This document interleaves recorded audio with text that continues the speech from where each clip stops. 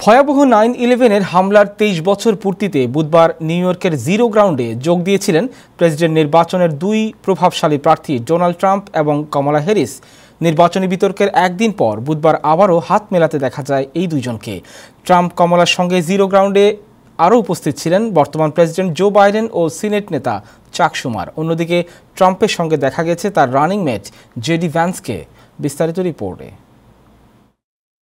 শ্রদ্ধা ভালোবাসায় 2001 সালের 11 সেপ্টেম্বর সন্ত্রাসী হামলায় নিহতদের স্মরণ করল যুক্তরাষ্ট্র।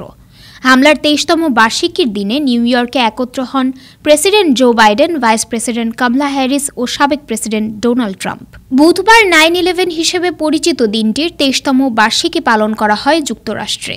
এ উপলক্ষে নিউ ইয়র্কের ম্যানহ্যাটনে বিধ্বস্ত টুইন টাওয়ারে নিহতদের স্মরণে নির্মিত স্মৃতিসৌধে শ্রদ্ধা জানান প্রেসিডেন্ট জো বাইডেন ও ভাইস প্রেসিডেন্ট কমলা হ্যারিস। অনুষ্ঠানে যোগ দেন আসন্ন প্রেসিডেন্ট নির্বাচনে রিপাবলিকান প্রার্থী সাবেক প্রেসিডেন্ট ডোনাল্ড ট্রাম্প ও তার রানিং মেট ভাইস প্রেসিডেন্ট প্রার্থী জেডি ভ্যান্স। একদিন আগেই বিতর্কের মঞ্চে কমলা ও ট্রাম্প ছিলেন যুদ্ধাংদেহী। তবে বুধবার রাষ্ট্রীয়ভাবে পালিত স্পর্শকাতর বেদনাদায়ক দিনটিতে তারা ছিলেন সৌহার্দ্যপূর্ণ ও আন্তরিক। এ সময় কমলা ও ট্রাম্প একে অপরের সঙ্গে করমর্দন এবং শুভেচ্ছা বিনিময় করেন। দিনটি উপলক্ষে নিউ ইয়র্কের ম্যানহ্যাটনে সন্ত্রাসী হামলায় বিধ্বস্ত টুইন টাওয়ারের স্থলে নির্মিত স্মৃতিসৌধে নিহতদের নামের পাশে ফুল ও পতাকা দিয়ে শ্রদ্ধা নিবেদন করেন বিভিন্ন বয়সী শ্রেণী পেশার মানুষ।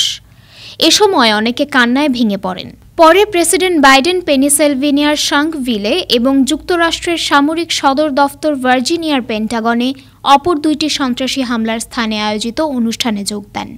উল্লেখ্য, 2001 সালের 11 সেপ্টেম্বর ভয়াবহ সন্ত্রাসী হামলা হয় যুক্তরাষ্ট্রে। ওই দিন আল কায়েদার সন্ত্রাসীরা দুটি উড়োজাহাজ ছিনতাই করেই নিউ ইয়র্কের বিশ্ব বাণিজ্য কেন্দ্রের সুউচ্চ দুটি জোড়া ভবন টুইন টাওয়ারে হামলা চালায়। আরেকটি উড়োজাহাজ আছড়ে পড়ে পেন্টাগনে। হামলা হয় পেনিসিলভেনিয়াতেও। শুধু যুক্তরাষ্ট্রেই নয়, পুরো বিশ্বের জন্যই ইতিহাসের অন্যতম প্রাণঘাতী সন্ত্রাসী হামলা এটি। 4টি হামলায় প্রাণ যায় 3000 মানুষের। এদের মধ্যে 15 জন ছিলেন বাংলাদেশি বংশোদ্ভূত আমেরিকান নাগরিক। হামলায় আহত হন 6000-এর বেশি মানুষ। Desk report, time television, new York. New York